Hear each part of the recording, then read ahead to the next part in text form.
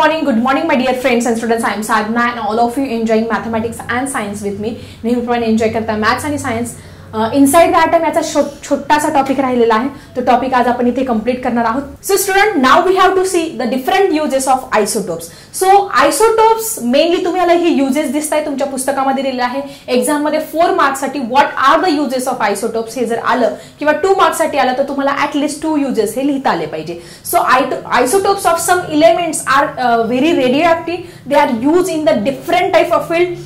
Agriculture field आहे तुमचं, medicine, research, या सगळ्या फॅकल्टीज मध्ये हे जे रेडिओ ऍक्टिव्ह जे इलेमेंट्स आहेत ते डायरेक्ट यूज करत नाही, त्याचे आयसोटोप्स यूज करत असतात. जसं आपण कार्बनचं बघितलं, क्लोरीनचं बघितलं, त्याचे आयसोटोप हे यूज करतात. डायरेक्ट तो रेडिओ ऍक्टिव्ह इलेमेंट कुठेही यूज करत नाही. तर सगळ्यात पहिले जो तुम्हाला दिलेला आहे युरेनियम 235, खूप इम्पॉर्टंट आहे. हे युजेस तुम्हाला कॉम्पिटेटिव्ह एक्झाम मध्ये एमसीक्यूज मध्ये तर 100% विचारतात. Uranium 235 it is use for production of electricity in the nuclear fusion. Nuclear fusion जे रिएक्शन आहे तारापूरला वगैरे आहे तिथे काय करत असतात, ह्या युरेनियम 235 याचं काय करतात, न्यूक्लियर फ्युजन करून त्याच्यापासून इलेक्ट्रिसिटी ही जनरेट करत असतात.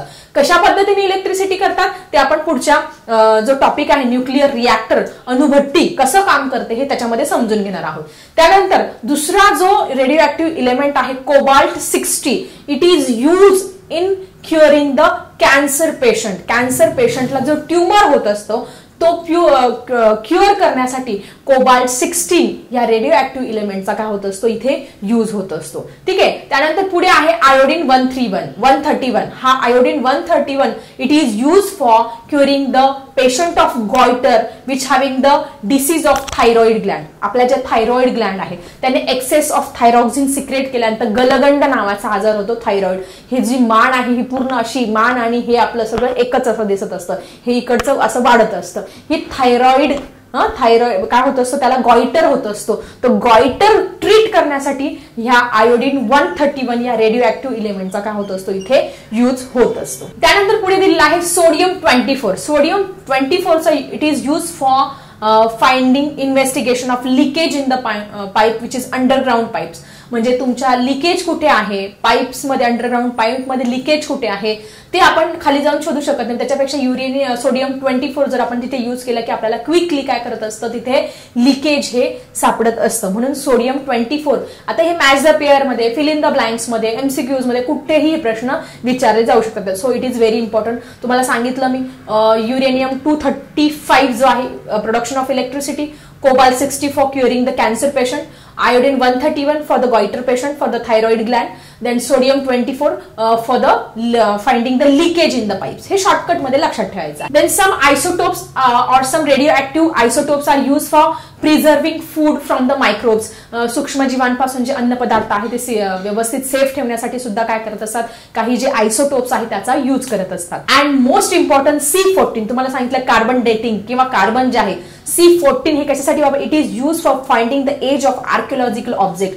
खूप वर्षांपूर्वी हजारो प्राणी वनस्पती या जमिनीखाली गाडले गेले. मग एखादा सापळा सापडला, एखादं भांड सापडलं, जुन्या काळात राजा राजवडांच्या काळातलं सापडलं, मग तो राजा किती वर्ष पूर्वीचं ते भांड आहे ते साहित्य हे फाइंड करण्यासाठी कार्बन 16, कार्बन 14 ही जी मेथड आहे ती यूज करत असतात. त्याद्वारे ती वस्तू किती जुनी आहे, किती वर्ष जुनी आहे, त्याचं एज किती आहे हे कॅल्क्युलेट करण्यासाठी C14 हे यूज करत असतात. सो आय थिंक आयसोटोप्स काय आहे ही कन्सेप्ट आज इथे तुमची छानपैकी क्लिअर झाली असेल. न्यूक्लियर रिएक्टर, अणुभट्टी नक्की कशी काम करते हे आज आपण आजच्या व्हिडिओमध्ये समजून घेणार आहोत. तर तिथे तुमच्या पुस्तकामध्ये डायग्राम दाखवलेली आहे. See this diagram which showing the nuclear reactor in Bhabha atomic research centre Mumbai. इथे दाखवलेलं आहे हे न्यूक्लियर रिएक्टर की ज्याच्यामध्ये काय करत असतात, इलेक्ट्रिसिटी जनरेट करत असतात, इलेक्ट्रिसिटी निर्माण करत असतात. कशापासून, रेडिओ ऍक्टिव्ह मेटल्स पासून. ठीक आहे. मग ही अणुभट्टी कशी काम करते, हे न्यूक्लियर रिएक्टर कसं काम करतं चला समजून घेऊया छानपैकी. So student, it is machine that generates electricity in large scale by using the atomic energy. Atomic एनर्जीचा यूज करून काय करत असतात, मोठ्या प्रमाणामध्ये इलेक्ट्रिसिटी इथे जनरेट करत असतात. आता हे न्यूक्लिअर रिएक्टर आहे, तुम्हाला त्याच्यामध्ये डोम्स दिसतात असे एकावर एक असे काय असतात, डोम्स असतात. सो स्टुडंट काय करत असतात ह्या न्यूक्लिअर रिएक्टरमध्ये, या अणुभट्टीमध्ये नक्की या युरेनियम 235 पासून कशी इलेक्ट्रिसिटी जनरेट करतात चला समजून घेऊया. In this nuclear reactor what happen, the nuclear energy get release by bringing about the nuclear fusion reaction. Nuclear fusion reaction होत असतात. आता या अणुभट्टीमध्ये न्यूक्लिअर रिएक्टरमध्ये वीज निर्मिती कशी करतात बघा. तर सगळ्यात पहिली काय असतो, युरेनियम 235 हा काय घेत असतात, रेडिओ ऍक्टिव्ह जो मेटल आहे तो इथे घेत असतात आणि या युरेनियम 235 वरती there is a bombardment of slow speed of neutrons. कारण या युरेनियम 235 वरती न्यूट्रॉनचा हळूहळू स्लो स्पीड मध्ये मारा करत असतात आणि जर हाय स्पीड मध्ये केला तर डायरेक्ट ब्लास्ट होऊन पूर्ण तिथले आजूबाजूचे सगळे शहर उद्ध्वस्त होतील. त्याच्यामुळे त्याच्यासाठी प्रोटेक्शनसाठी तुम्ही दिसतात असे dome shell, first layer, second layer, third layer असं ते डोम दाखवलेलं आहे. मध्ये काय असतं, तो रेडिओ ऍक्टिव्ह मेटल असतं, त्याच्यावरती कंटिन्युअस न्यूक्लिअर फ्युजन ही रिएक्शन चालू असते आणि त्याच्यापासून खूप मोठ्या प्रमाणामध्ये हीट, लाईट हे सगळं बाहेर पडत असतं, उष्णता पडत असते आणि मग त्याच्यापासून इलेक्ट्रिसिटी काय करत असतात, जनरेट करत असतात. मग आता हे युरेनियम 235 वरती काय करत असतं, त्याच्यावरचं न्यूक्लिअर फ्युजन झाल्यानंतर it is divided into 2 different elements. It divided into 2 different elements. याचे 2 डिफरंट एलिमेंट्स तयार होत असतात. तर पहिला कोणता, क्रिप्टॉन 92 तयार होत असतो आणि दुसरा जो एलिमेंट आहे तो बेरियम, कोणता तयार होत असतो, बेरियम 141. काय तयार होत असतो, बेरियम 141. जनरल नॉलेजचा क्वेश्चन आहे. युरेनियम 235 चं न्यूक्लिअर फ्युजन म्हणून कोणते 2 एलिमेंट तयार होतात, क्रिप्टॉन 92 तयार होत असतो आणि बेरियम 141 इथे तयार होत असतो. सो स्टुडंट अशा पद्धतीने युरेनियम 235 पासून क्रिप्टॉन 92 आणि बेरियम आणि अजून 2-3 न्यूट्रॉन्स हे तयार होत असतं. And large amount of heat energy, light energy get release in this chain reaction. या रिएक्शन मध्ये खूप मोठ्या प्रमाणात एनर्जी काय होत असते, बाहेर पडत असते अणुभट्टीमध्ये. दिन chain reaction can be control आणि ही रिएक्शन नेहमी कंट्रोलमध्ये ठेवत असतात, कारण जर ही कंट्रोलमध्ये ठेवली नाही तर मोठा ब्लास्ट इथे होऊ शकतो. मग कशा पद्धतीने ही रिएक्शन कंट्रोल करतात, they always decrease the speed of neutron. तो जे न्यूट्रॉन्स आहे, न्यूट्रॉनचा जो मारा करतात त्या न्यूट्रॉनचा स्पीड कमी करतात आणि नंबर ऑफ न्यूट्रॉन्स काय करतात, डिक्रीज करत असतात. मग यासाठी 2 गोष्टीचा यूज करत असतात की जे तुमच्या पुस्तकामध्ये दिलेलं आहे. First one is a moderator. So what is moderator समजून घ्या. ग्राफाइट और heavy water which is use always to decrease the speed of neutrons. तुमचे जे न्यूट्रॉन्स आहे त्या न्यूट्रॉनचा मारा करायचा आहे, त्याचा स्पीड कमी करण्यासाठी काय वापरतात इथे, ग्राफाइट किंवा हेवी वॉटर, जड पाणी. ग्राफाइट सगळ्या केमिकल रिएक्शन मध्ये आपण वापरत असतो. ठीक आहे. सो अशा पद्धतीने मॉडरेटर मध्ये कोणत्या 2 गोष्टी वापरतात, that is heavy water and the graphite. It is use in a moderator for what purpose, to reduce the speed of neutron. तुमच्या न्यूट्रॉनचा स्पीड कमी करायचा असेल तर काय वापरणार, मॉडरेटर वापरणार आहे. पुढचं आहे कंट्रोलर. आता कंट्रोलर कशासाठी वापरणार आहे इथे, controller is use to control the number of neutron. Number of neutron जे आहे तेच कंट्रोल करण्यासाठी they use the rods of boron, beryllium, cadmium, हे सगळे मेटल आहे त्याचे रॉड त्या डोम शेप तिथे काय करतात, यूज करत असतात कंट्रोलर म्हणून.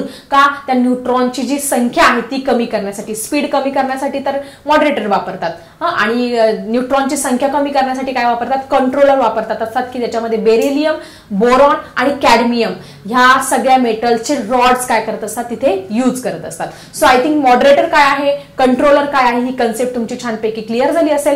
तुम्हाला 1-1 मार्काला किंवा 2-2 मार्काला क्वेश्चन विचार, what is moderator, what is controller, तर तुम्ही त्याच्यामध्ये हे छानपैकी इथे लिहू शकता. So what happen in this reaction, water is use as a coolant. तुम्हाला सगळ्यांना माहिती आहे आपली गाडी जरी गरम झाली तर त्याच्यामध्ये आपण वॉटर टाकत असतो, कूलंट म्हणून यूज करतो. किंवा कोणतीही गाडी गरम झाल्यानंतर आपण वॉटरचा यूज करत असतो. सो इथे ह्या टर्बाइन्स मध्ये किंवा ह्या तुमची जी न्यूक्लिअर रिएक्टर आहे इथे सुद्धा वॉटरचा कूलंट म्हणून यूज करत असतात. When water is use as a coolant, that is they transfer into water vapour. मग त्या वॉटरचा कूलंट इथे यूज केल्यानंतर त्याची काय होत असते, त्या पाण्याची वाफ तयार होत असते आणि ह्या वाफेमुळे काय होत असतात, ते जे टर्बाईन्स असतात, टर्बाईन्स म्हणजे काय असतात, त्याला फॅन असलेलं एक यंत्र आहे, ते टर्बाईन्स फिरायला सुरुवात होत असते आणि फिरायला सुरुवात झाल्यानंतर it get convert into the electricity आणि अशा पद्धतीने ते वॉटर वेपरचं इलेक्ट्रिसिटीमध्ये काय होत असतं, कन्व्हर्जन होत असतं आणि अशा पद्धतीने अणुभट्टीमध्ये या युरेनियम 235 पासून काय बनवत असतात, इलेक्ट्रिसिटी बनवत असतात. पहिले युरेनियम 235 त्याचं न्यूक्लिअर फ्युजन होतं, क्रिप्टॉन 92 आणि बेरियम 141, त्याच्यानंतर वॉटर कुलंट म्हणून यूज करतात, त्याचं व्हेपरायझेशन होत असतं due to this turbines driven and electricity get generated. ठीक आहे, सो अशा पद्धतीने ही इलेक्ट्रिसिटी जनरेट होत असते. सो आय थिंक स्टुडंट तुम्हाला न्यूक्लिअर रिएक्टर कसं काम करतं हे समजलं असेल. लास्ट तुमच्या पुस्तकाच्या लास्ट पेज मध्ये दिलेलं आहे, एक जनरल नॉलेजची इन्फॉर्मेशन दिलेली आहे. There are total 22 nuclear reactor in 8 places in India functioning. आपल्या देशामध्ये भारतामध्ये 8 ठिकाणी अणुवीज निर्मिती होत असते. एकूण 22 अणुभट्टी याच्यासाठी काय आहे, कार्यरत आहे. मग किती ठिकाणी होते, हाऊ मेनी प्लेसेस, 8 प्लेसेस. किती आहेत न्यूक्लिअर रिएक्टर, किती आहे आपल्या देशामध्ये, एकूण 22 न्यूक्लिअर रिएक्टर्स आहे.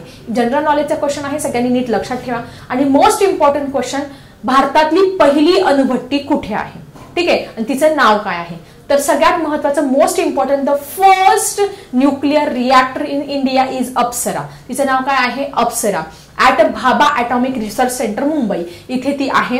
आणि त्याची निर्मिती कधी झाली, इन 4 ऑगस्ट 1956 मध्ये त्याचं काय झाली, निर्मिती झालेली आहे. पहिली अणुभट्टी अप्सरा, Bhabha atomic research centre.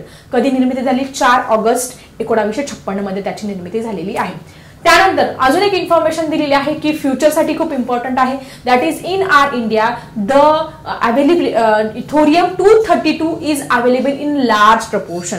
That's why scientist have plan to produce electricity in large scale from the thorium 232. आपल्या देशामध्ये थोरियम 232 चा खूप मोठ्या प्रमाणात साठा आहे. त्यानंतर युरेनियम 233 चा पण खूप मोठ्या प्रमाणात साठा आहे. म्हणून आपल्या देशामधले जे सायंटिस्ट आहेत की जे खूप टॅलेंटेड आहेत, त्यांनी अशी प्लॅनिंग केलेलं आहे की आपण याच्यापासून जास्तीत जास्त वीज निर्मिती करू शकतो.